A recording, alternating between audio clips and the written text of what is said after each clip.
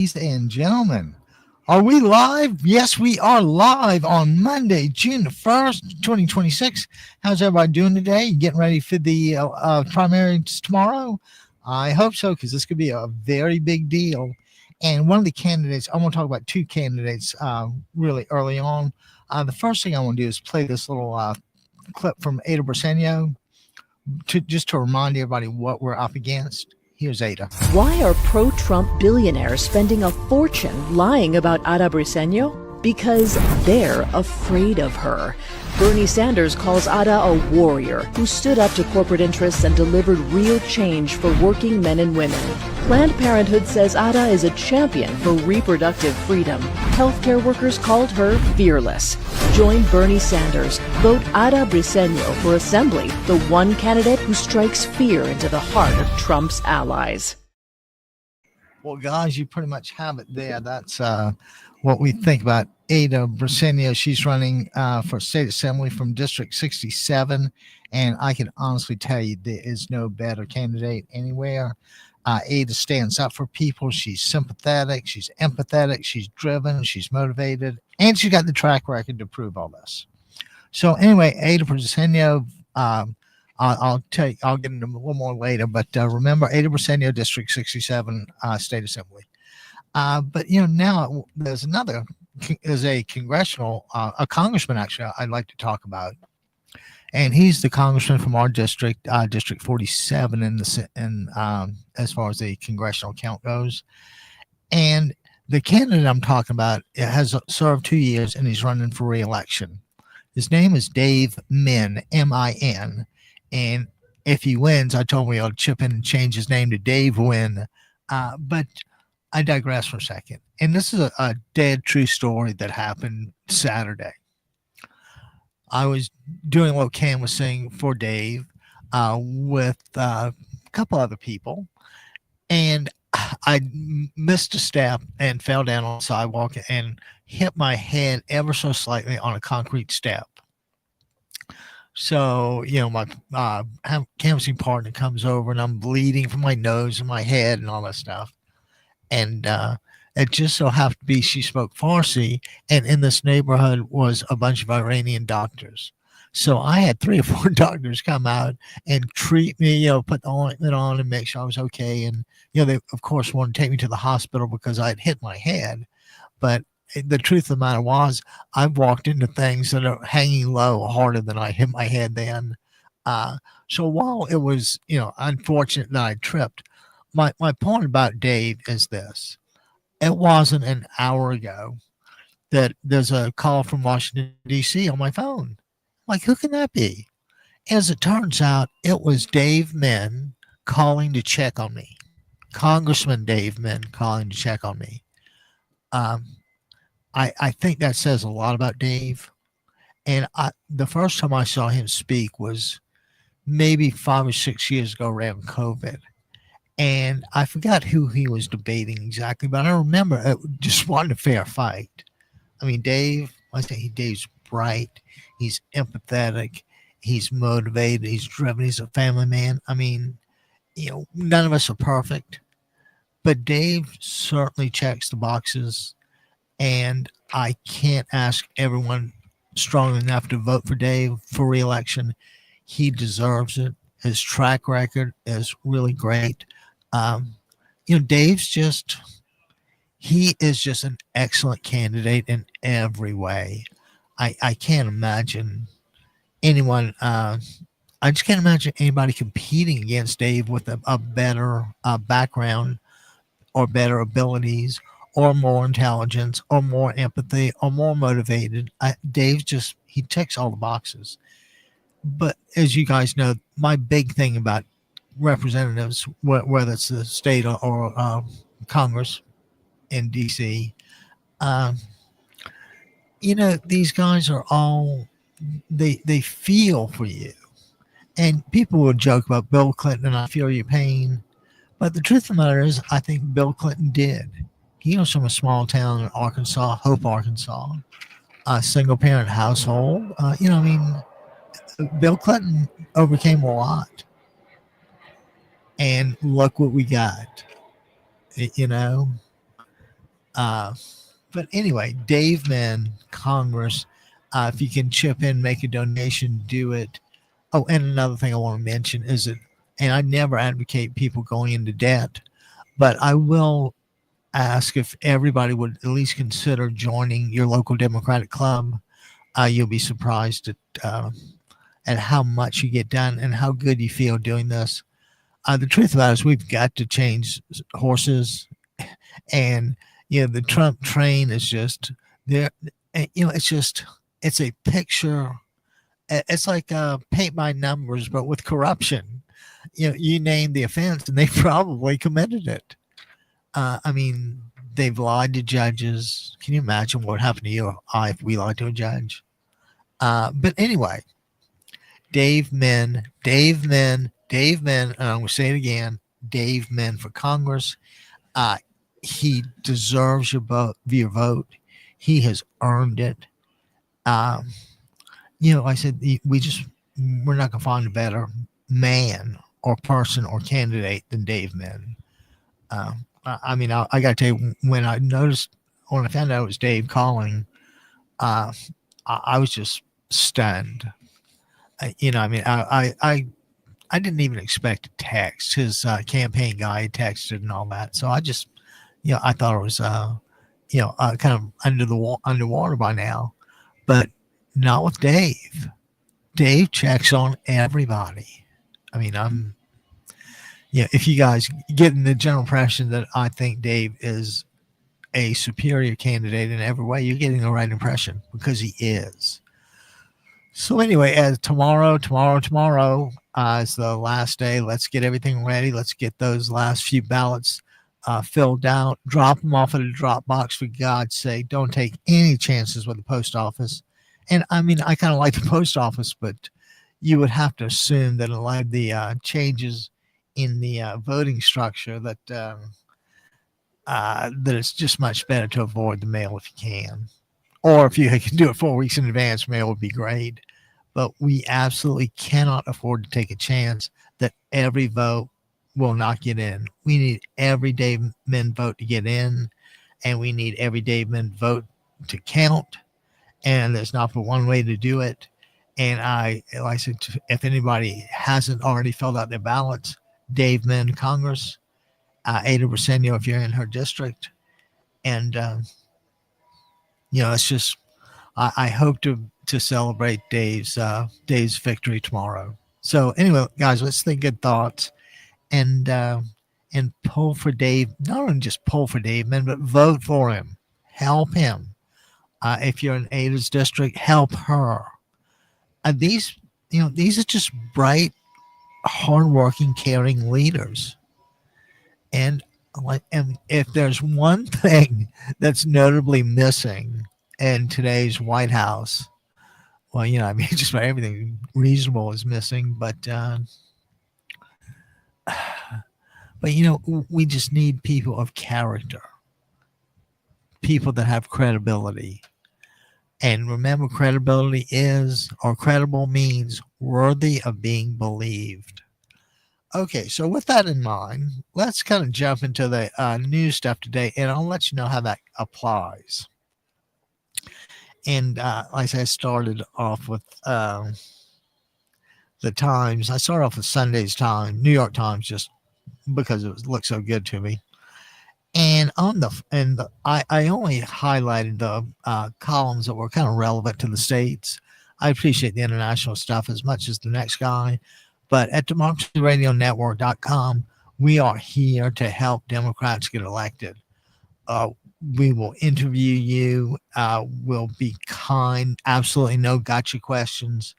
And all I want to do is present Democrats with a platform where they have unlimited time, or maybe 30 minutes of airtime, to explain exactly what they want, exactly what they see, who they stand for. So anyway, let's get back to the Times. And this is the headline. Trump cuts off life necessities for immigrants, even illegal residents. And how's he doing that? He's forcing people to leave by severing access to things like childcare, jobs, and housing. Now, to my way of thinking, that seems like really hitting somebody below the belt.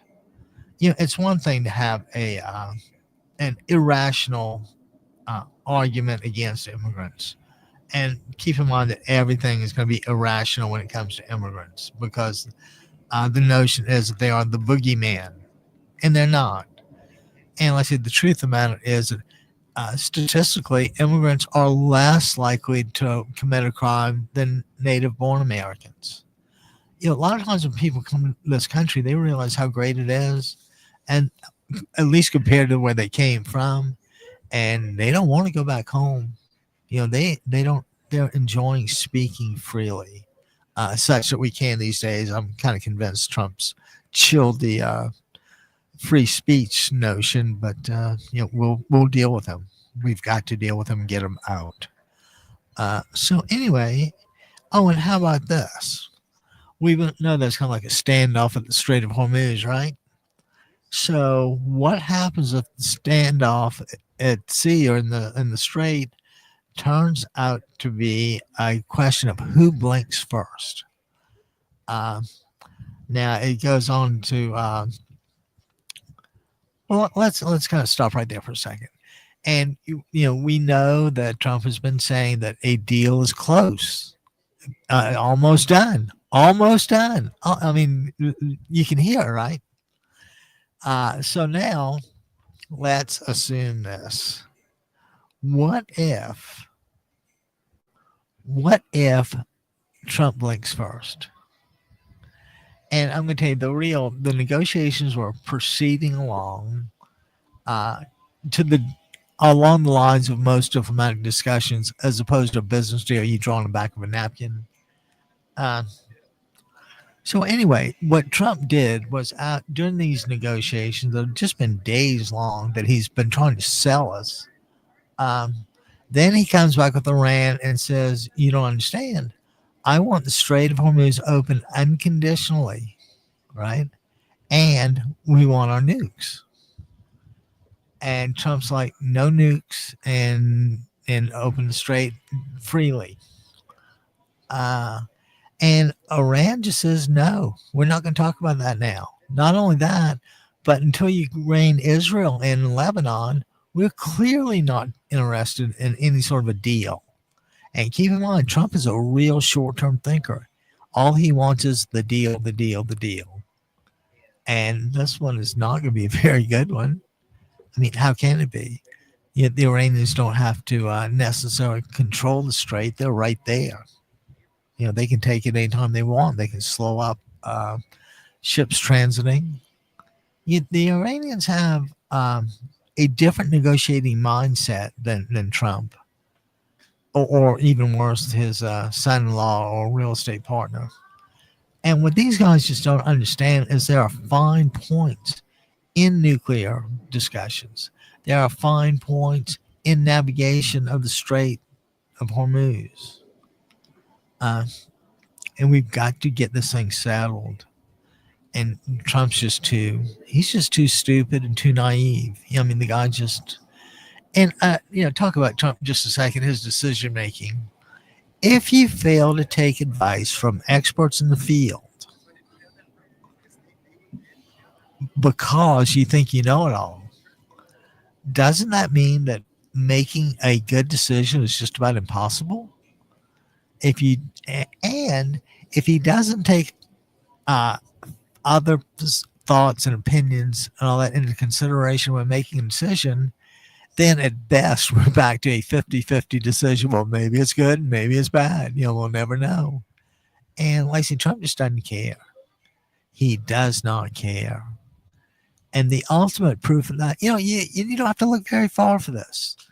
And on those lines, I'm going to remind everybody that there's only 13 days left until the UFC fight at the White House. Now, if you got thought about that, give me a call, 949-629-3820. But yeah, a UFC fight at the White House.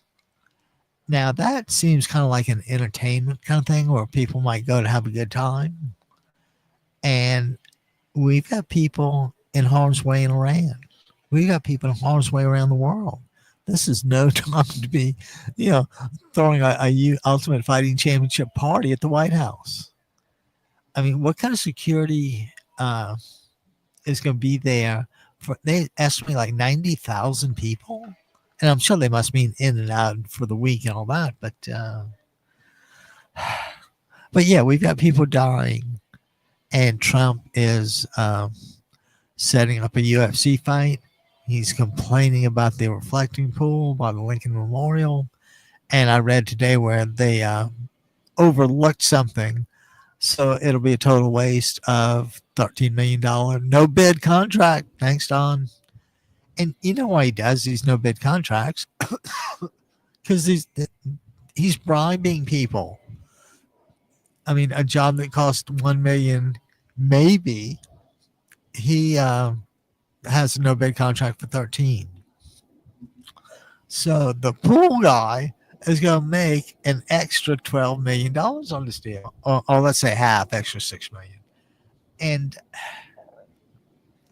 I say while he's doing this, and the ballroom, and I've got to tell you my thought on the ballroom: just buy him some big underwear, and he'll have plenty of ballroom. Nobody thinks that's as funny as I do. But yeah, between the ballroom and then of course now he wants the another reason to have the ballroom or to have the taxpayers pay for it. It is that it can be like a drone launch pad or drone something pad on the roof. I'm going to say this again. We've got people dying around the world, and his priorities are a ballroom and a pool. And you can't be surprised. I mean, that's all the guy knows. He's pushing 80 years old. And I guarantee that his 80-year-old is much older than Biden's 80-year-old just because of his stunning health regimen of golfing in a golf cart and McDonald's cheeseburgers and Diet Cokes. And that's not exactly the breakfast of champions. But again, it shows that he cannot think beyond the moment, beyond the day. And like I say, in Iran, I'm quite sure that every possibility was gamed out and presented to Trump. But I'm equally confident in saying that he didn't give a damn. He thinks his decision-making is on par with the best in the world without relying on evidence, that is. And you see, that's always where you get these guys is, can you prove it? And the guy eventually will walk away. And Trump's one of those guys that, you got to be, he's such a, I don't really want to say the word, but,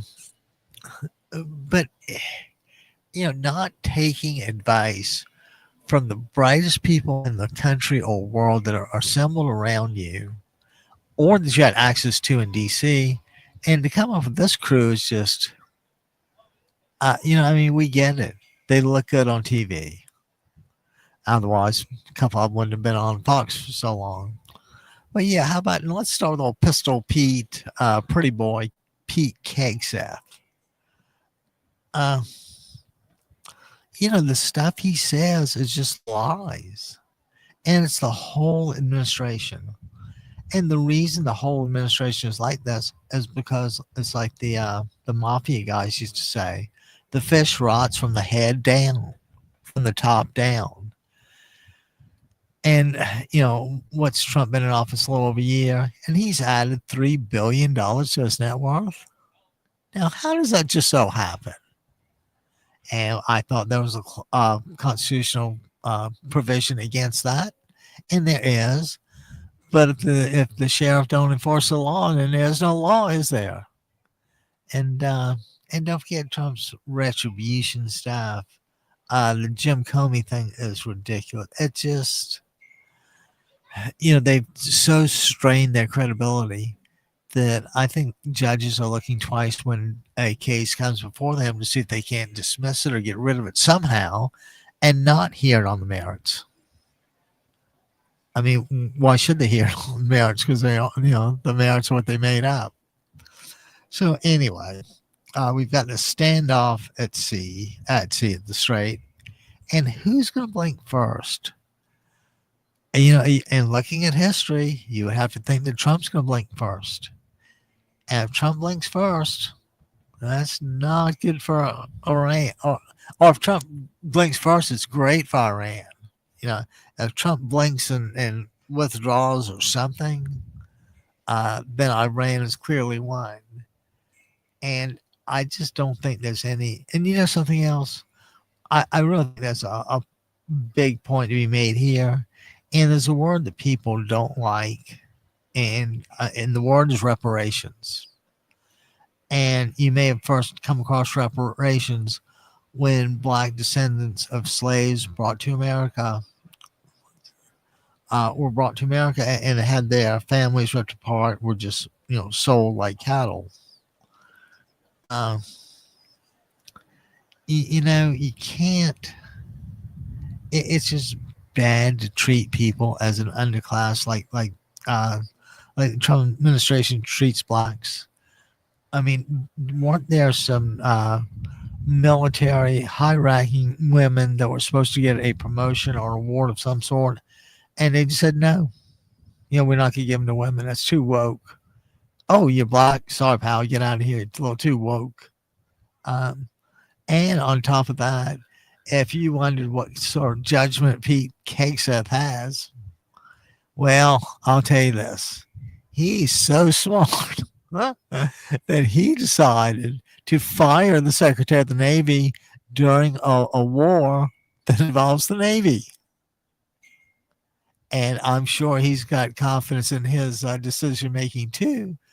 But I've yet to see where any of this administration has actually made a good decision or sound decision.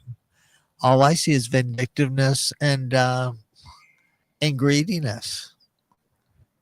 I mean, you had to do some work to make $3 billion in a year, didn't you? I mean, I've never had a good year like that. And but yeah, it's like I say, a symbol of the corruption we're up against. And there's somebody had analyzed in the Times opinion section that Trump was giving a master class in what not to do. And after you've seen the things I point out, I'm sure you get it. But yeah, you're not supposed to fire the Secretary of Navy during a military conflict. But why? Because he could. Why did they shut down people all the time? Because they can. And like I said, when the sheriff and around enforce the law, and by the sheriff, I mean when the Republicans on around enforce the law against their guy, then guess what? He can't do anything wrong. And that's the worst situation of all. Because by not having anything go wrong, you assume you're perfect. And we all know how likely that is to turn out. And there's a kind of a larger Trump deal here. And it relates directly to respect or the lack thereof. And what I want to mention is, and again, this is from the Times opinion section, that Trump's fuzzy borders are going to hurt us. And what do we mean by fuzzy borders? I think we mean borders that may or may not be recognized. I think that, how about the Ukraine-Russia border? Or does he want to blend the borders between the U.S. and Canada for them to be the 51st state? Or does he want to do that to Greenland? I mean, he acts as if borders don't matter. Like Cuba's a sovereign country. Venezuela was. Didn't stop him from going in and snatching the president. Then they did it. No. And you see, while Trump is dedicated to breaking norms, he lacks the ability to see what happens to you when you do break the norms. Traditionally the sheriff or the cop comes in and writes you a ticket for whatever it is. But who's going to write Trump a ticket for this? That's not going to be Todd Blanche, who actively gave Trump the 1.8 billion anti-weaponization fee fund. Is that not insane? Uh, the to have the gall to say that the people breaking into the Capitol, pooping on Nancy Pelosi's desk, etc., and you're trying to tell me these are the good guys? Well, I got news for you, pal. I saw it. I sat through the hearings. I saw every bit of videotape. And, Trump's not just wrong, he's lying. And, I keep making a big deal about this, even though I shouldn't, because let's see, the first term was over 30,000 lies. So he's got to be like at least 20,000 lies so far. And why do we let this go on? Huh? I mean, it's bad enough that the Republicans in the primary took Trump's advice and voted Paxton, even though he's such a criminal. I mean, people say opposites attract. I'm like, no, I think these two criminals attracted. Between Paxton and Trump, they've got more securities fraud violations than you can imagine.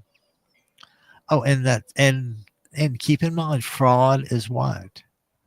Fraud is cheating. Fraud is cheating. And these guys have made a lifetime career out of cheating. And to show you how far they wanted to take it, they actually wanted some sort of a restriction. I forgot where this was. That you can't line up outside early for whatever it is. I mean, the Republicans are actively doing everything they can to decrease Democratic voter turnout, and we cannot fall for that. I mean, guys, they suck. They don't care about you. They don't care about me. They don't even care about the American hiding behind the tree. Trump's priorities are Trump, Trump, and more Trump. I don't think his kids are a priority. I don't think his wife's a priority. And I don't know if they can be when you're a true narcissist. But anyway, I just want to mention those the fuzzy border kind of concept where he doesn't recognize them. And the Times quote was cavalier dismissal of the relevance of state borders. Isn't that wild? I mean, state borders, you're not supposed to cross state lines for stuff. But Trump doesn't know it, and he won't learn it. So he's operating from a position of ignorance. And I try to mention to people that when people ignore facts, that I think that's kind of where where the old poopy doo meets the road. You can ignore the fiction, but you can't ignore the facts. And if you do, it'd be nice if you had a reason, but we won't actually ask you to think rationally. That'd be a little too much. But then it showed a little bit about Hungary and how Hungary can show us how to defeat an autocrat. And I'm not going to bore you with all that. You can check it out yourselves. But if you've wondered how to do this, how Hungary did it, and if we can apply that same lesson, take a look at it. Hungary shows how to defeat an autocrat. That was from the May 31st Sunday New York Times. And there was another thing that hit home, another article that hit home. And it hit home in the worst way possible. It said some of that upward mobility may begin in a smaller backyard. So what do they mean? They mean that getting your first toehold in property owning might be in one of those ADUs, adult dependency units, that they build in the backyard out of a tiny house or a container or whatever it is. We've all seen the videos and the instruction videos of people, building these things. So by giving them some sort of a toehold, and maybe by putting the ADU in the backyard, maybe the child can just save, and come up with a down payment after 5 or 10 years. the American dream about doing better than the generation before is clearly in danger. And it's in danger because of one guy. It's just Trump, and to not hold his feet to the fire about this is something I just cannot understand. Okay, so kids got to start out tougher than with tougher road than we had. Okay, and jumping along to the Financial Times for the weekend, and you can still give us a call at 949-629-3820 and let us know what you think of all this. But getting to the weekend Financial Times, this is a great one. Trump makes Iran truce demands. Like I said, he's been preaching about this deal that's almost ready, and they're not even talking about the two most important issues. Now, who's telling the truth? Well, if you look back at history, I believe Trump is lying, and I believe the Iranians are telling the truth. And I can cite you evidence to support that conclusion. And of course, I'm sure you can, produce evidence on the other side. But this is where you guys make the mistake. Just because there's another side of the argument doesn't mean both sides of the argument are equal. Clearly, there are winning arguments and losing arguments. And anyone who's been sat through a trial knows that. There are winning arguments and there are losing arguments. So anyway, Trump makes Iran truce demands. And what are they? No nukes and open the strait unconditionally, right? And don't forget, Tehran also wants their assets back that have been confiscated and held back through tariffs and sanctions and whatever else. So how does that work out? On the one hand, he's telling us things are almost done. On the other hand, Iran says we're not going to deal with these issues.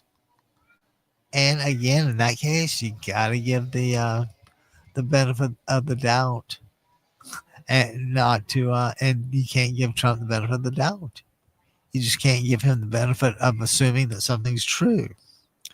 So I said the general concept was that they were negotiating and notes going back and forth, and Trump wants to weigh in. And what does he want to weigh in with? Just what I said, that the strait should be open unconditionally, right? And no more nukes. And they're asking, like, we ain't anywhere near talking about that yet. So you've got Trump's short-term bullheadedness against the Iranians' well thought out long game. And if anybody thinks Trump can out-negotiate anybody, let me know.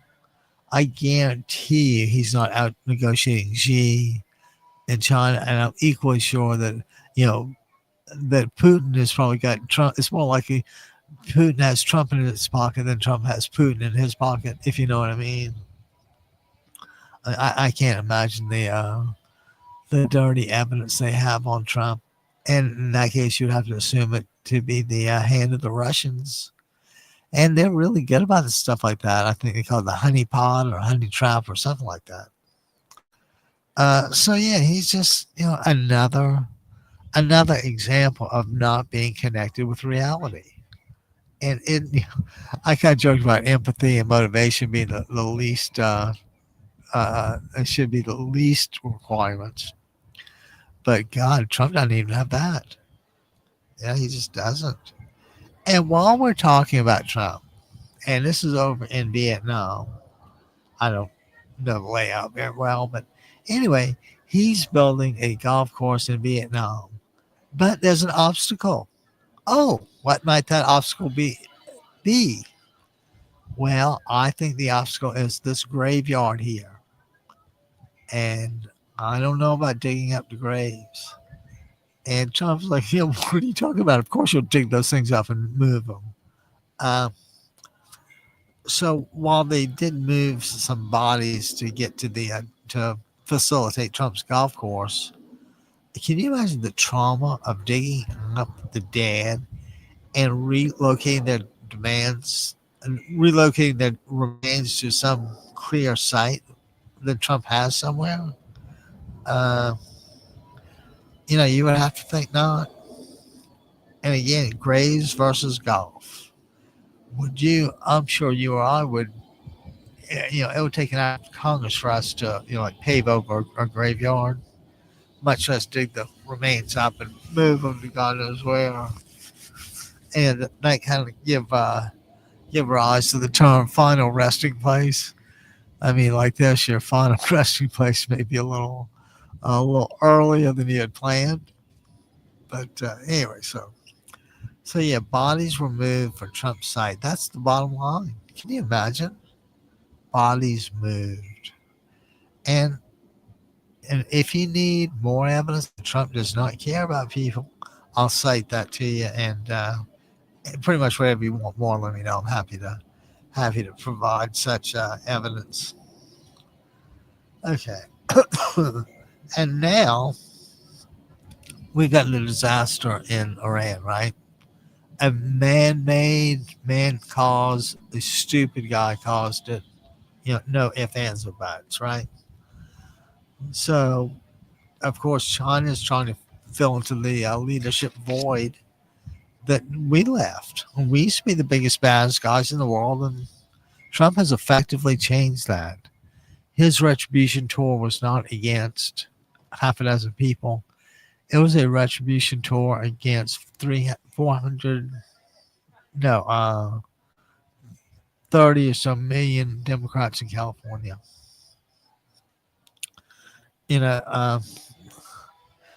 So he's, tightening the screws on Cuba. They don't have gasoline to pick up the garbage. He's driving them into just a disease-ridden, poverty-based society. And I'm going to tell you, it kind of seems like the guy's enjoying it. That makes it even worse. And I came across this Abraham Lincoln quote the other day, and it was something like, every man can stand adversity, but if you want to know what his character is, see what he does with power. Does he exercise it on his behalf or on behalf of others? And I think that it'd be a cold day in hell when Trump actually did something for somebody else without a little cut or a little money for Donnie there. The guy's he's just crooked. And Dave Mint had asked me what really floated my boat as an issue. I said, Dave, be honest with you, I just want somebody I can trust and believe. Just give me that. And of course, Democrat that trusts and believes. But there's just no other way to get around it. Why are we making unnecessary enemies? People hated us enough before, but now I'm a little hard pressed to find an American ally that we haven't alienated, which is a nice way to say Trump pissed off. What do you say? You're killing these people, and of course that doesn't matter. And I'll give you proof that doesn't matter, because I think the boat strikes and all that, I think those are up to, I think that over 200 people have been killed, extrajudicial murders. He's a danger. He's got to go. As a matter of fact, on over Cuba, they've been seeing some surveillance flights, and of course, thinking that's a precursor to an invasion. But I say any major attack is going to have obstacles, so there's probably not one perfect way. But now the actually it's not a rhetorical question, even though it's framed like one. Has Trump put the U.S. Senate in play with his endorsement of Ken Paxton?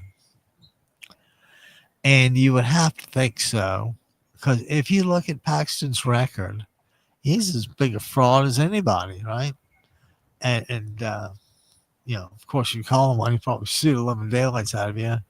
But when people come to like Democratic meetings and all that. It's really not. Oh, well, you know, let's get back to putting the Senate in play.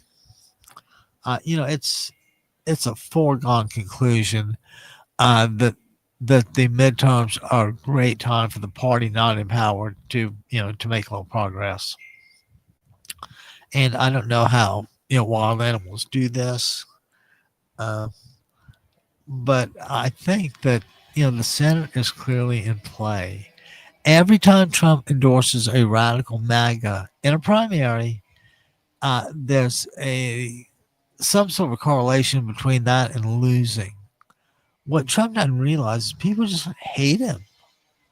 And why? Well, we'll start with the big, beautiful bill. We're going to January 6th. I mean, you got an abundance of causes here. And the guy goes around like he's, you know, the saint or a saint. And, you know, I have no idea how or why or who, but clearly he needs to be put in his place with this. Just as a matter of decency. So we'd have to conclude that at least at least superficially, everything's in play. Every house, every household. Excuse me. So anyway, you know, Paxton's securities fraud record is probably longer than Trump's. The only way he escapes impeachment is his wife, the senator, also a senator, votes against it. I mean, it's just, you can't believe the incompetence in an area where everybody's supposed to be fairly competent. And if you have any thoughts on the competency of those we're dealing with, give me a call, 949-629-3820. And, you know, tell me. If you don't tell me, I don't know. And, you know, my deal, silence is compliance. Shout louder. And sometimes you just have to shout louder and shout louder and shout louder. I would like to see this be a nonviolent summer, but you know, when Trump does these things, and what he does is he provokes people, then he yells when the person hits back. And you know, and I say at this point, we're not going to debate whether Trump has any merit to staying alive, but she's clearly not contributing very much. So anyway, we'll kind of leave the old surveillance flights at home and the Iranians in the Senate. Actually, there's another opinion article. Why Iran feels like a deal today means more war tomorrow. And the reason why is they don't trust Trump. They don't think anything he says or does is worth the paper it's written on. And yeah, it's not like the Iranians have a lock on truth and justice in the American way, but that one just seems insane. So anyway, we'll see if we can't find a little boat, do a little sailing here. Okay, Trump put the Senate in play. Our land feels different. Oh, and how about this? This is really great. Don't bet that Trump will reel in the prediction markets. If Trump dictates how the prediction markets developed, while his family profits, that's just textbook corruption. I don't even know how you deal with that, but that's just what it is. And so anyway, it says don't bet Trump will rein in prediction markets. Well, as long as his family's profiting, he could care less whether it's legal, illegal. He's just a real piece of work there.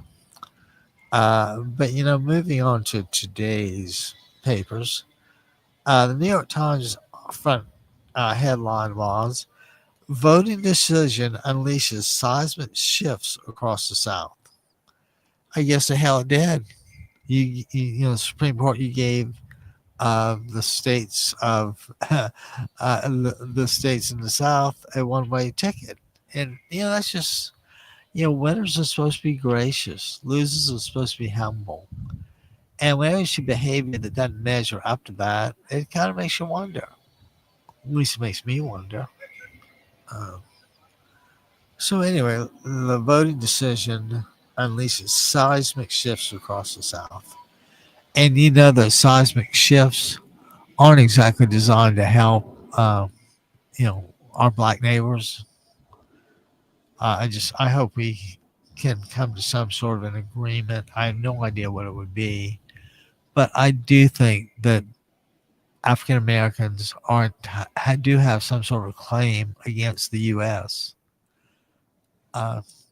When people are so poor they have to pawn their clothes, then there's just nothing left over for anything else.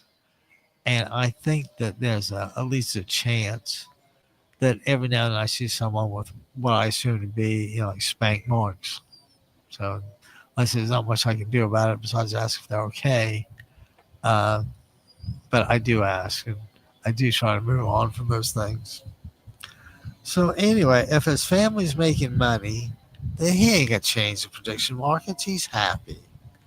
Oh, now how about this one? Trump and his presidential library.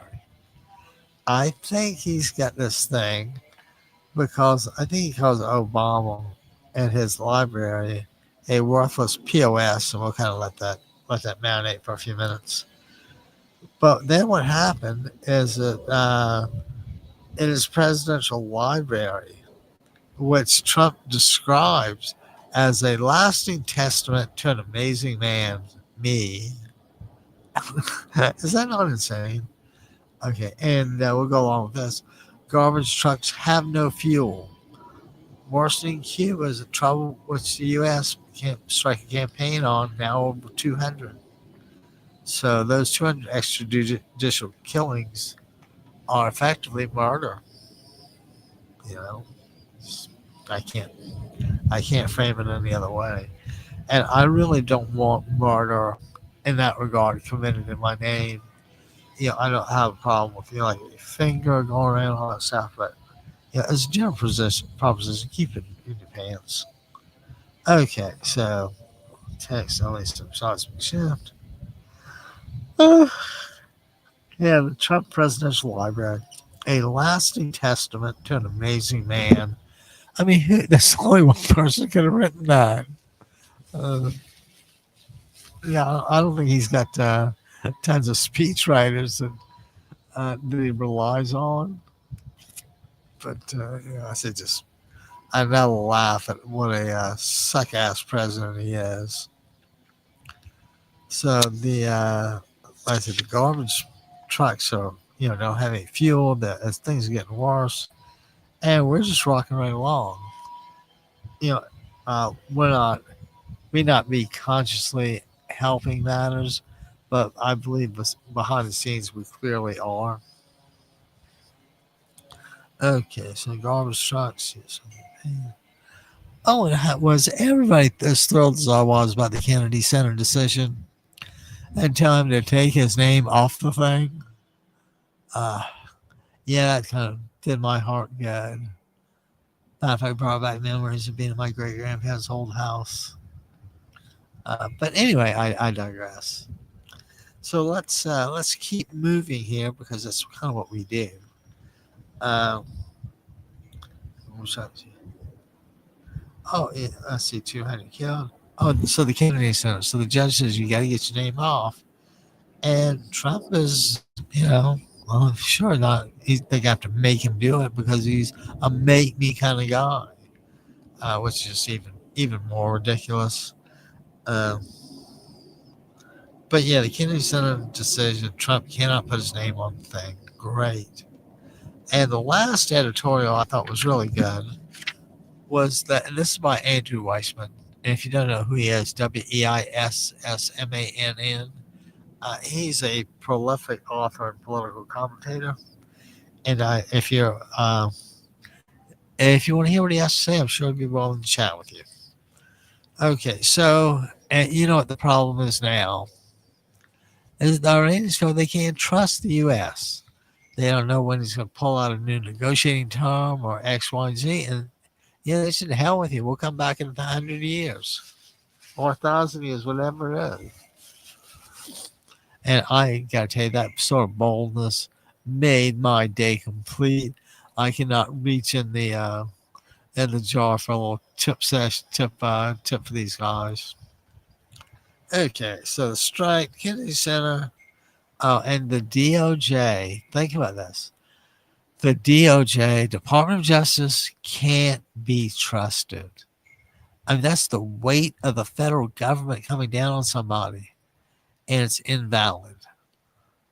Well, I don't think that's the case. And I do think that if everybody looks at the underlying evidence, you would kind of see that Trump's a douche. And there are not so many words. But again, Norman, 949-629-3820, and let us know what's going on. Share your thoughts, your opinions. Silence is compliance. And so we can't have you be silent. We want you to speak up at every turn. Okay? All right. Okay, so now, how about this? The Wall Street Bulls are betting that the stock's got a little more to go. And I'm not really sure how I come down on that.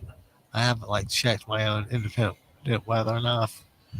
But yeah, people really need that. But when you have a boat that's 70 feet long, that's $50 a foot. That's $35,000 a month each month. We do hate that. Anyway, moving right along. Oh, how about this? So the Wall Street. So what you have here with the Bulls betting the rally's got a little more to go, is that you're shrugging off the overheating of the economy. And the truth of the matter is, it's faith in OI that's been turbocharging growth. And it's not AI in the traditional sense. It's not how do you put it in? And it's like, hey, Siri, how do you get to? And they do it.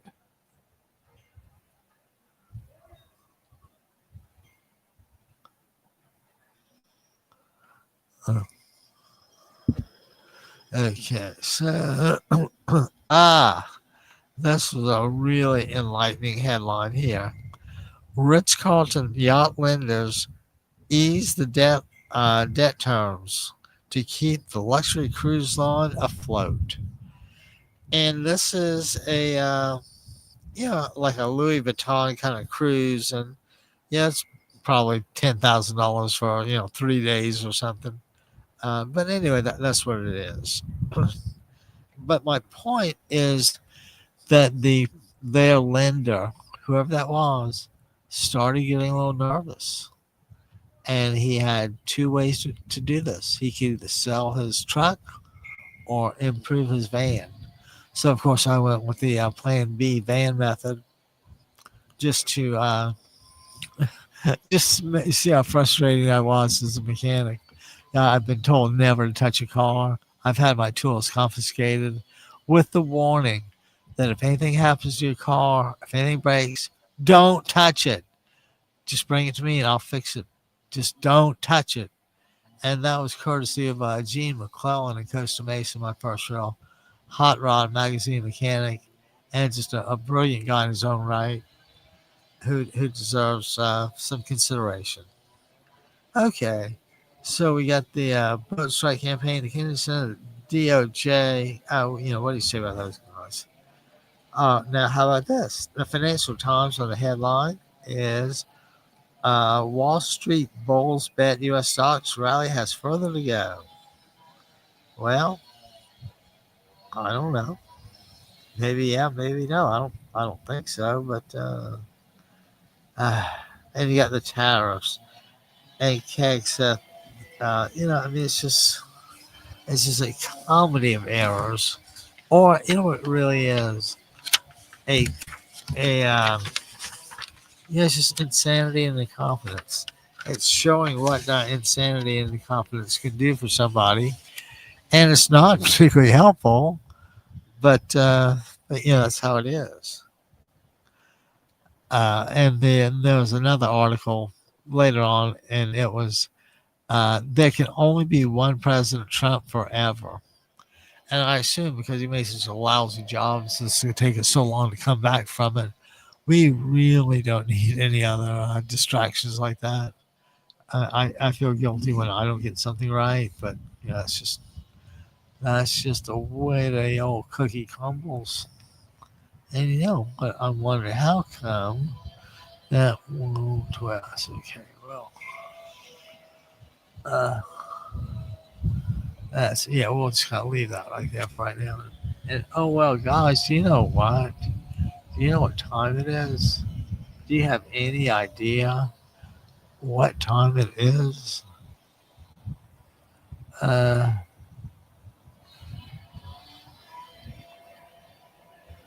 but maybe. Oh, guys, we are live, live, live. Sorry about that. Anyway, 949 and give us a call. Let us know what's on your mind. Dave Min, maybe. If you need a congressional vote, vote for Dave Min. And at least if you're in the district, and if you're in district Assembly District 67, remember Ada Briseno. Now, with that in mind, I want to talk about this. The second headline was what really got me at the Financial Times. And in the Financial Times, it mentioned that the Ritz-Carlton Yacht Lenders, the Ritz-Carlton Yacht Cruises, whatever it is a luxury kind of cruise line they developed. Okay. So, but you know what the problem is? That private credit problem. You know, the terms are becoming a little oppressive. The buyers having trouble making the payments. So Ritz-Carlton could do one of two things. They could either give them a little leeway or move to end it now. And they chose to give them a little leeway to see if things can't get back on track. But, you know, I think I heard this morning, there were 13% of credit cards that are over 90 days in arrears. And that seems really high to me. And I've always thought that our government was so tenuous. It was kind of like a Jenga game where, you know, you could pull out pieces, but if you pull the wrong piece, everything collapsed. And I think that's exactly what Trump's done to us. He doesn't want retribution against, you know, half a dozen people. He wants retribution against the entire United States. I think it's his position that he wants to make the United States go broke as punishment, just like they were going to force him to go broke to defend himself. See, in Trump's mind, that's a fair fight or a legitimate fight. And, you know, he's just a weasel. Matter of fact, there might be a song that only a weasel. Yeah, we'll work on that back to you on that. Okay, so now what? And you guys heard the deal in Maine, right? You got Susan Collins, who's just been a Republican who will stab a Democrat in the back no matter what you think. And she's been there, 20, 30 years? And she's running against a guy named Graham Plattner. Of course, Plattner's a Democrat, but he's not without his baggage. And some of his baggage includes a fondness for certain Nazi tattoos and extramarital affairs. And again, this, you know, Democrats would clearly rather not have that to think about. And I'm not crazy about Plattner, but, you know, we got to flip the Senate, you know, we got to vote for him. And it may be one of those cases of not letting the perfect be the enemy of the good. You know, I'm sure everybody's hope is that he'll be just good enough to get elected and make people and bring people around his side when he's in office. How likely that is, God only knows. So anyway, yeah, the headline was that the pain of Trump's tariffs threatened to snap the patience of many voters. And I mean, it's probably really nice up there. I hadn't been that way in light years. But, you know, you can't, you just can't assume Trump is out to raise the level of the population, raise the level in any way possible. On the contrary, he takes away. And personally, and this always kills me, I love the Jesus comparisons in light of what he's actually done. And yeah, I think when you like cut off or decrease people's food stamp benefits, see, I always thought Jesus was told or was telling everybody to feed the hungry. For Trump to be right, Jesus has to be wrong. And I just think that's not very likely. I think it's much more likely that that there's more truth in that I want to get into. Okay, so they covered that. Maine. Yeah, that's gonna be a tough race. I'm not. I mean, I'll be watching it Tuesday, but this is just—it's so crucial and so monumental at this point. As a matter of fact, there was a final opinion in the Financial Times that says there can only be one President Trump forever, and clearly the world would have been better off with no President Trumps. But in America, there's no intelligence test to vote. So stupid people get to vote too. People that get their wool pulled over their eyes by Trump. It's just an amazing distinction that Trump draws between his world and everybody else's. Now, I say in his world, Iran doesn't matter so much. Soldiers dying doesn't matter so much. What's really important, and you can tell this is true, what's really important is the ballroom, right?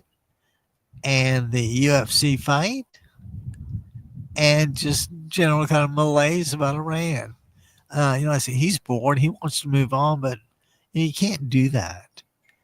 And I say Iran, Trump says the deal is really close, and Iran says, no, I don't think so. We're not even talking about the substantive stuff yet. We're talking, around. The one thing that we can definitely say is that he's not a leader, not kind, not empathetic, and that he significantly weakened the U.S. with his policies, particularly with his firing policies and the Doge Elon Musk stuff at the front end. And will anybody ever not remember Elon Musk with a chainsaw? Like he's just going to slice the limbs off, which is what they did. And I'm going to tell you, we're going to have a test fairly soon, I think. Since Trump kind of gutted FEMA, does anybody wonder what's going to happen when we have that next major flood or rain or hurricane? Well, if it was up to Trump, everybody would be every man for himself. But that's not the United States. The United States has some unity between the citizens. Might not be great, but I think one-on-one, any given citizen would hate to see something bad happen to any other citizen. I said the level of incompetency is just staggering day by day. And if you agree with me, give me a call at 949-629-3820. And I think even if you disagree, or how about this? If things are going so well, you're not even bothered by any of the Trump stuff, give me a call, 949-629-3820, and I will give you my information so I can become your heir. And that way, Trump doesn't get it, you get to use it, all's right with the world, right? And if anyone's got season tickets to the Raider game, let me know, to the Raiders.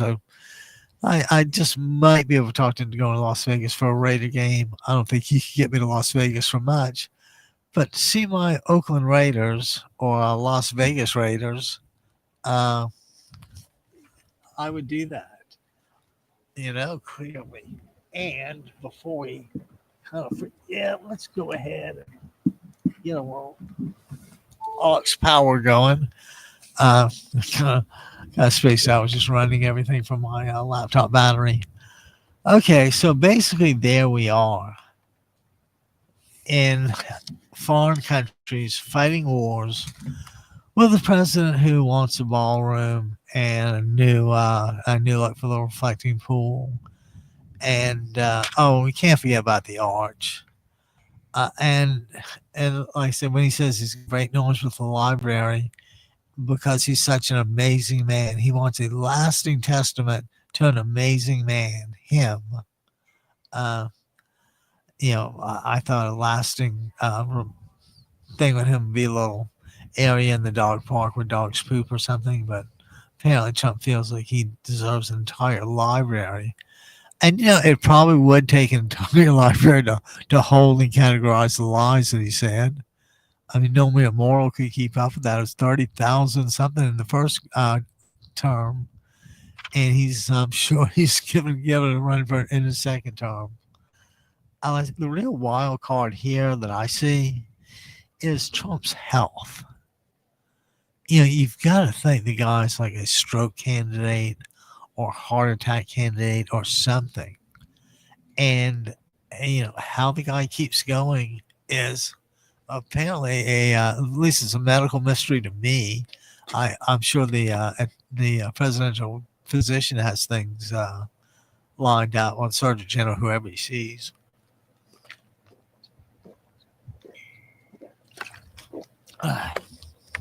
But you see, regardless of who he appoints to what position, he's not doing it because they are the best at that position.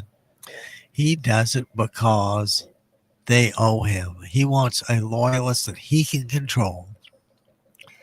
And guys, that's not exactly democracy, is it? The distinguishing characteristic of a democracy is the right to vote, the right to determine your leaders, as opposed to King David having a son, King David Jr., and King David Jr. gives way to King David III, so on and so forth. In America, everybody's supposed to be more or less equal. And there's a quote about the Supreme Court in D.C. and it says, equal justice under law. And one of my friend's dads had actually practiced before the Supreme Court a few times, and who corrected me. It was not equal justice under law. It was equal justice if you can afford the right attorney. But still, we had the notion of equal justice. And, of course, that's a philosophy that Trump does not subscribe to. I mean, why should he? He doesn't want to be subject to the laws. He wants immunity in everything. And I would say that immunity decision was so horribly wrong, that one decision led me to conclude that the Supreme Court is on the take somehow. This is just too coincidental to not have some coordination.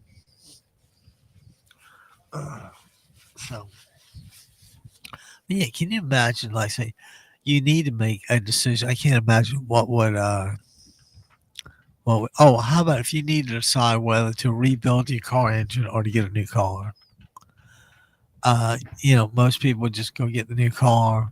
The people who don't have would rebuild, and it's the rebuilding that people kind of make fun of Americans loving disposable stuff and getting into other new things and all that don't last. I would only posit that that's the way of the world, and it started when when China became such a powerhouse manufacturing place. We all remember when Japanese stuff was, cheaply made, and then they discovered quality, and then at that point, game, set, match. The Japanese manufactured cars so incredibly efficiently that it's in some ways it's so possible to find a starter car $20,000-$25,000, and even that sounds like a lot of money to me. Even though I know these days at times the average new car is close to 50, and the average used car is close to 40. So, and car manufacturers make more when they build what big, expensive things. So, the converse of that is they make very little when they buy cheap, small things. And you know what happens then? That's right. You start importing just a bunch of crap. But it worked because we were happy to get rid of the low paying manufacturing jobs and bring in, higher ones, higher paying tech jobs. But again, Trump sees this backwards. He wants to bring back the manufacturing part of it where people make $8 and $10 an hour. We want to bring back the, some tech guys where people make, I don't know, $100,000 a year, 200,000, whatever it is, because the more money people make and spend, the better. If you discount inflation. But that's, the inflation bug is here. And despite when every reasonable politician, economist told Trump what would happen, stagflation was likely, high unemployment and a range-bound stock market. And ladies and gentlemen, I think we pretty much hit that mark. I think that I wish there was some way to. The only way you can really punish a president, as I understand it, is through impeachment proceedings. But you can see when Trump convinces politicians he's got their life or death in his hands. Sometimes his politicians become really cooperative, and they don't enforce things as much as you or I would like. The good news is with shows like this and everything else on the net is they might be able to run, but they certainly can't hide from all this. I talk to, I don't talk to many, but every now and then I'll talk to a Republican, and a Republican Trump supporter, not one that, but a Republican Trump supporter. And I always ask those guys the same thing. Was January 6th not enough to disqualify him from the presidency? And, if yes, why? If no, why not? And I get the most ignorant answers. And again, it just shows not having a willingness, to spend a little time and do your own work, make up your own arguments, see who's right and who's wrong. A lot of times in these days and times when two politicians have a kind of conflicting story, I watch it, and I have one of those old accounting T account things. And on one side of the ledger, I'm like, what Trump says and what the other guy says and what happened. And inevitably, Trump comes up short of this because he fundamentally is not capable of understanding the complexities of governing. And not only that, he doesn't really care. The SOB just does not care. He doesn't care if the whole country goes broke. And I kind of think that's an end goal. And it's because that's how much he wants to pay back the United States. And keep in mind, there's decent people like James Comey and Andrew Weissman, and just lots of really bright people. Like, gosh, you can't keep doing this. And what we need to do is get the Republicans out of office. Let's replace them with every Democrat in the world, or every Democrat available, and let's make commitments to keep supporting these people. Some long-term funding goals would be really nice. I've never met or chatted with Ken Martin from the head of the Democratic Party, but I suspect I'll get to chat with him this summer.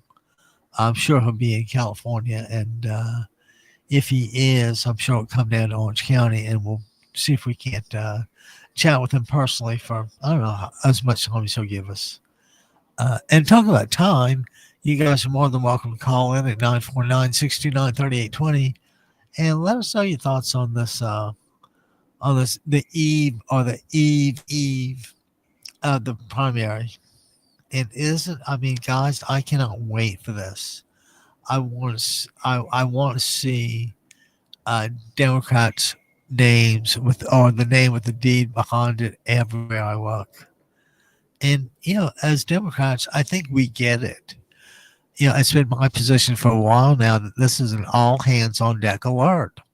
And I don't know if you ever guys been on a boat with an all hands deck alert, but when the skipper calls for all hands on deck, it's a big deal, and you could well be in danger of sinking.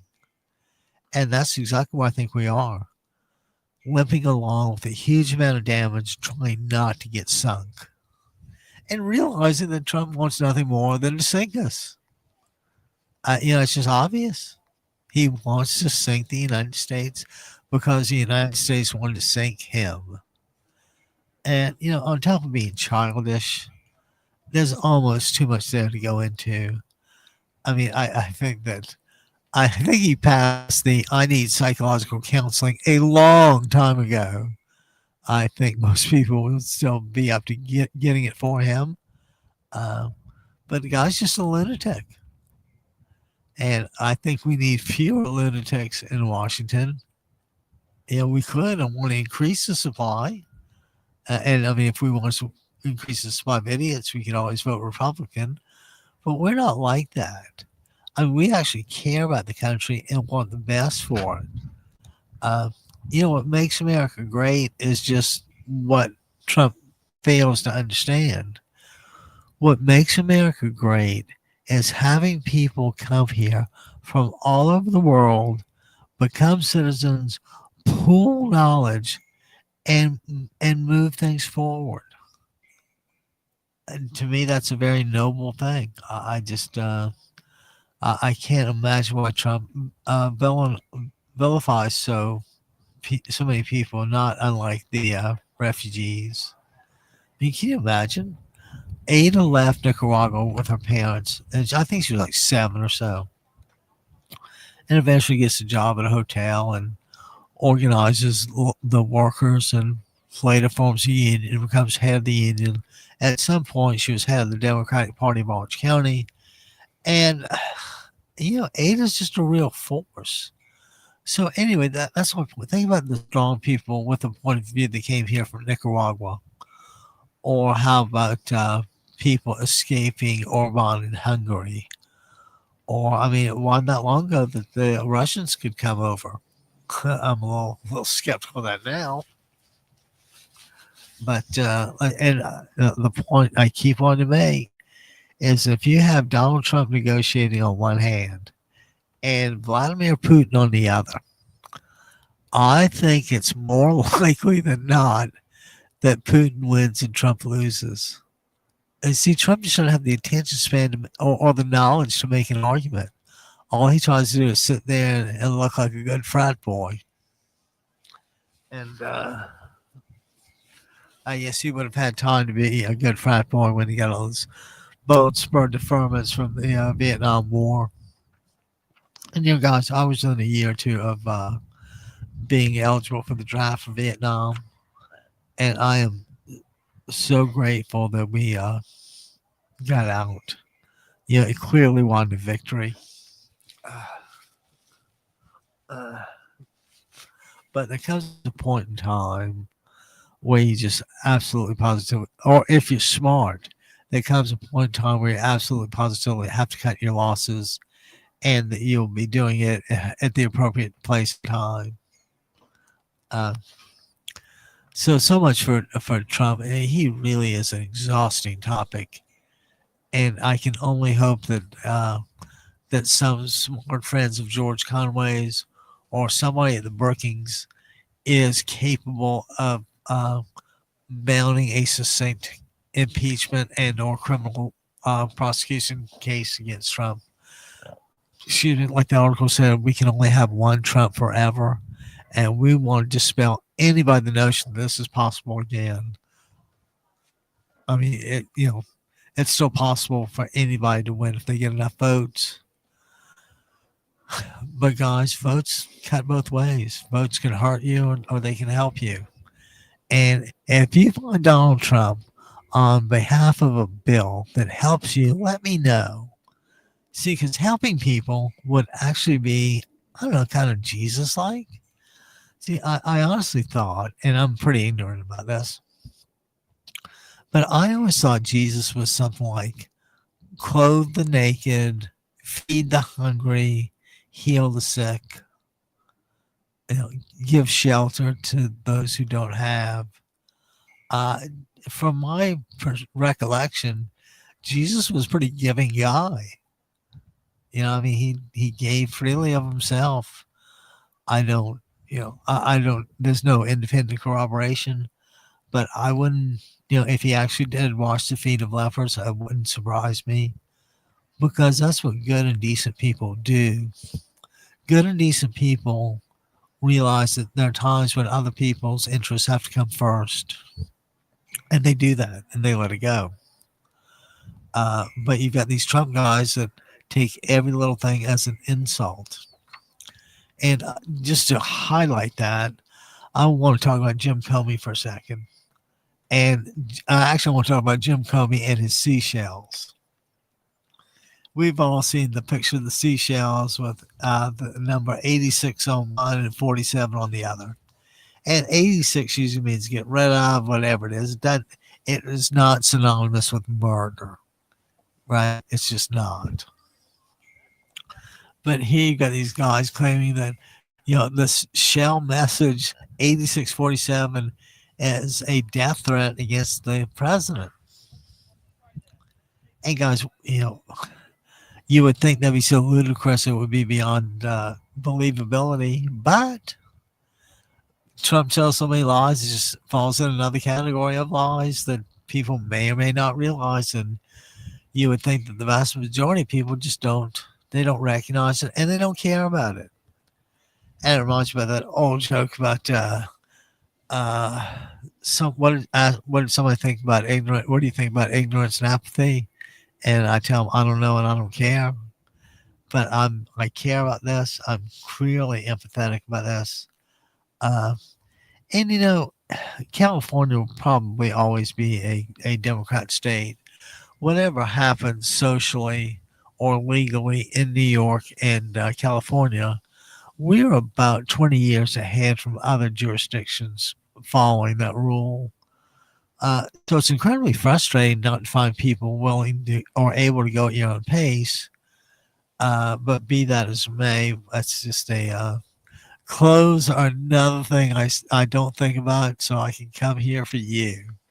A long time ago, I lived in San Francisco and had made some guitar buddies. And one of them's girlfriend called and said, we're going to I think it was the Ramp tonight. You want to join us? I said, yeah. And she said, oh, good. Naked Boy is playing. It's like Naked Boy. Yeah, so I just kind of went there and had a beer. And as I was getting up from my first beer, going to have a second beer, I looked up at the stage and there was a naked guy on stage with just a guitar. I thought Naked Boy was just, like a band name. I didn't know it was an accurate description of the evening entertainment. So yeah, Naked Boy in San Francisco at the place called the Ramp. It was a place in South San Francisco or in the peninsula, but on the south side. And the I will never forget that Naked Boy. I knew she was lying. It just had to be. But then, in San Francisco, things happen. Things happen, or you see things you would not possibly believe. And I was kind of all telling the story. My grandmother used to like to come out to California a lot. She really liked it here. And I think if she was a little younger and maybe a little better health, she would have stayed here permanently. But yeah, my grandmother got more liberal as she got older. And she was always one of those people that thought that drugs ought to be given away for free on the street corner. And why? Well, number one, to take away the criminal element and quit having people like have to steal or rob to buy the drugs. Just give them the drugs and cut out the stealing and the violence. And doesn't that just make perfect sense? And those who want to be productive would be productive and bypass the drugstore. Oh, if you weren't inclined to be particularly productive, go get whatever it is here. Just don't hurt anybody. And I think they do. Isn't that kind of like the equivalent of a clean needle exchange? And nothing repulses me more than druggies using needles to get drugs into the veins. The odds of it being a clean, fresh, new needle, I don't even know if they're 50-50. But I clearly do feel for people that have a drug problem, we can't get it under control or don't want to get it under control. And, again, going from a drug problem to being completely straight is, just a radical shift. And not a whole lot of people can do that. It takes real mental fortitude to do this. At least that's what I understand. I've never been addicted, never been to rehab. But, rehab, the word rehabilitate technically means to make new. And, we know that, the odds of making somebody new are slim and none and slim's out of town. You kind of have to deal with the vessel you have that's in front of you. And when the vessel in front of you is just, a dense idiot, we're just along for the ride. The best we can do is elect a Democrat Congress, House and Senate, and just tell the guy no. Just like they're starting to do with the ball. No, starting to do with the $1.8 billion weaponization fund. Now, I'm going to tell you that is so crooked that I think there could well be prosecution for that, because there's no real case or controversy, and you have to have two distinct entities or at least two people that have different sides of the story, and you go before the judge to settle it. And once you get into that level of education, judges tend to do the right thing, not always. And I say lately, I swear I've never thought this before, but I actually think the Supreme Court is somehow coordinating with Trump and these decisions. And personally, it's a crime to have people on the court for 30, 40 years. I think Clarence Thomas has been there 30-something years easily, much less Alito. And I said, those are the old guard. And, it's time they went. I don't want my grandfather hearing these sorts of cases and rendering a decision. Don't forget, every now and then the Supreme Court will get a copyright case or a tech case. And the justices depend on their clerks to kind of educate them and see them through. But Trump, who knows everything, doesn't need any help. If you knew everything in the world, would you need any help? Would you ask him for help?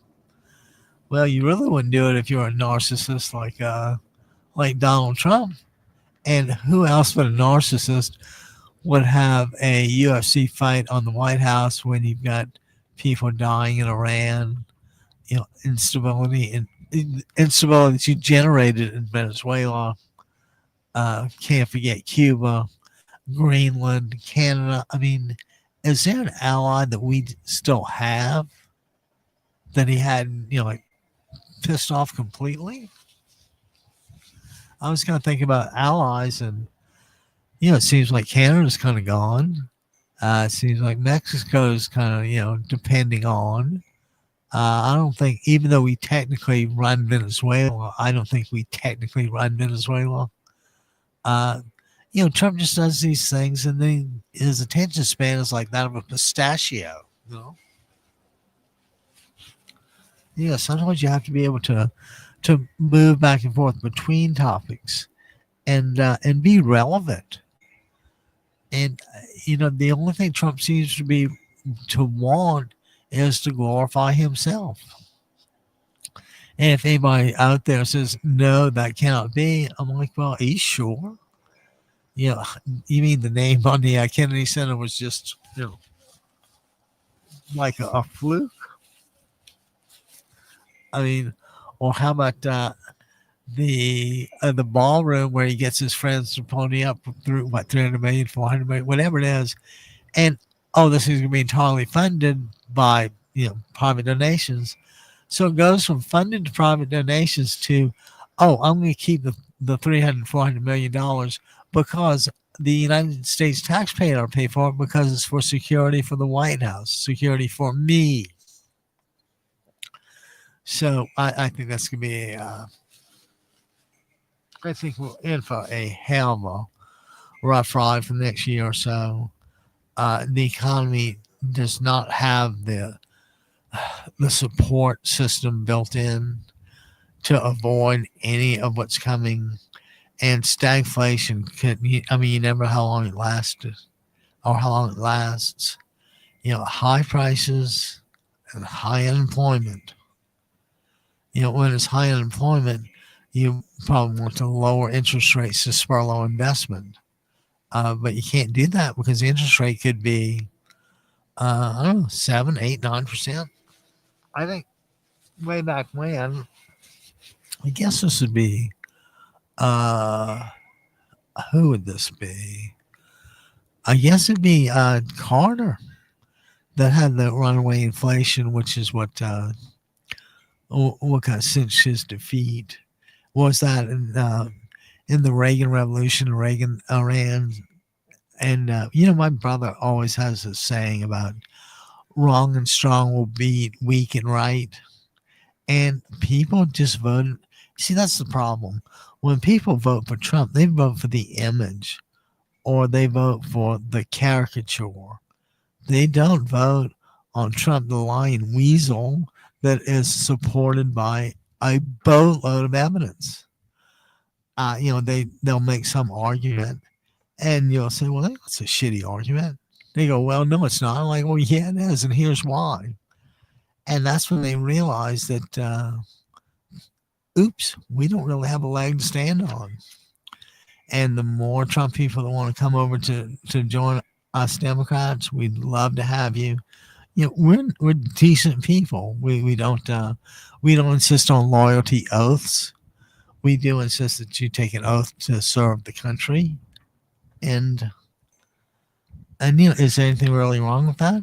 I think we're, I don't know about the absolute test about swearing allegiance to the country, but there clearly needs to be someone elected that has an understanding of the rules and how to play by them. And I preach this all the time, that civilizations are just like games. Without rules, they cannot operate. And when somebody just pokes holes in the law, they poke holes in the U.S. because we are a nation of laws. And guys, I think that on that point, reminding everybody that we are a nation of laws, that we need to elect people who will respect the laws and follow the laws. And for the life of me, I just don't think that's too much to ask for. So like I say, let's get ready for tomorrow night. Steal up today, do whatever last minute. If you haven't got your ballot in, for God's sake, get it in. Take it to a drop box. Don't mail it. Just out of abundance of caution. And as Democrats this time, we cannot afford to waste a vote. I mean, the Trump and the Republicans are making it hard enough to vote anyway. We can't let them win that battle. It'd be ruinous. And, the funny thing is, I think everybody kind of knows this. But why there's no follow-up, I just can't imagine. But like I say, I'm gonna call it a day here. We've been doing this for a little over 90 minutes. My voice is starting to get a little hoarse. So I'm going to get ready to sign off. Well, I said before I sign off, I'll make a few pitches before tomorrow. And the few pitches I'd like to make are, number one, Dave Min for Congress. Dave Min, Min. Uh, he's the one. And in Costa Mesa, we've got Kara Stewart and Dr. Kelly Brown running for council in districts 3 and 5, and they are super candidates also.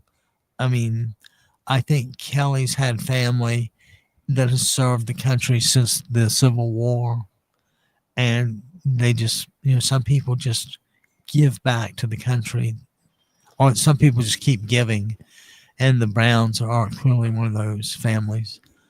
Kara Stewart, I would vote for. One of them's District 3, one of them's District 5. I forgot which. My other biggie is Ada Briseno in District 67. She's running for the Assembly. And I'm sure you've heard my spiel about Ada in the past, but like I said, she is an American success story. A refugee from Nicaragua with her parents, gets a job at a hotel, organizes the workers, forms a union, becomes president of the union. Later on, goes on to become head of the Democratic Party of Orange County. And Ada's another one that gets it. She will always help. She won't tell you no. She'll try to find a way to help you. And that's what we're missing. Is we're missing that same sort of empathy for fellow citizens. And I mean, it's out there. And I'll tell you where it is. And I'll also tell you where it ain't. And it ain't with Trump, and it ain't with the Republicans. I mean, you guys have seen the hospitals close. You've seen the insurance people get thrown off the insurance rolls because the subsidies weren't renewed by the Trump administration. And the only reason you don't renew a health insurance subsidy is if you don't want people to have the health insurance. And you got to admit that kind of is what it feels like. They don't want you to have insurance. I mean, it's obvious they don't want you to have health care. And for God's sake, please remember that Trump by himself added 10% to the deficit. He was good for $3.8 billion. I mean, can you imagine? So anyway, guys, like I said, let's get it together for Tuesday. I think the polls close around 8, and the watch party should start not long thereafter. And like I said, in California, I'm not saying we'll always be a Democrat state, but I'm hoping we'll always be a Democrat state.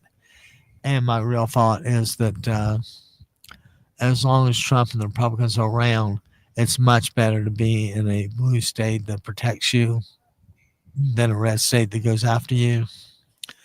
And while we don't, I'm a Gavin Newsom 2028 guy, and I'm a Gavin Newsom 2028 guy because he is the only Democrat I can think of.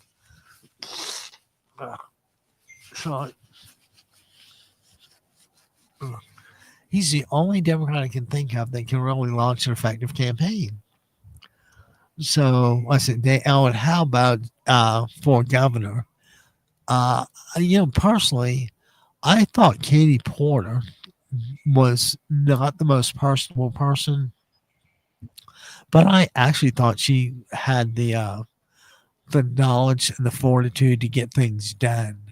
Now, of course, she's, when you want to get things done and people don't run at your pace, you tend to get a little impatient, and it's perfectly understandable, with that sort of personality. But I didn't construe that as her being like bad or wrong for the job. I just try to take this into consideration. So, and who else is there? Kelly Brown. Oh, Katrina Foley, Supervisor Foley. I did so. I can't help these little rhymes, and I was telling somebody, I swear on my grandmother's guacamole that I did in fact vote for Katrina Foley, and she's another one that has a track record of helping. And when somebody has a track record of helping, you have every reason to expect they will continue to help. The converse of that is when you meet someone that doesn't help, you can assume that'll continue too. And when somebody doesn't want to help somebody, is there a stronger lack of empathy? I'm not going to help you. And that kind of leads me to an observation not long ago, is that we have been operating in what I call the gangplank society, in which I have mine, and I'm pulling up gangplank so you can't tag along. And what we ought to do, that's like throwing somebody out of a lifeboat, out of a life raft. Don't you think you ought to, don't you think they'd have a better chance of surviving if you actually put them in the life raft? But again, Republicans are always a little short on answering questions logically. And the fact of the matter is that Trump has just destroyed the Republican Party. There's no old school Republican Party anymore. Do you guys want it or not? Do you guys want a regular Republican Party? Or do you want a guy giving you orders who doesn't really care if you live or die, or if anybody else's kids live or die, which is usually what happens in a war? I'm sure I started with my thing about Dave Min and falling on the concrete and having Dave actually call to see if I was doing okay. And, thinking about that kind of seems like a really nice way to end the show for the day. And, of course, I want to thank everybody for tuning in and giving us a good shot here. We appreciate everything from everybody.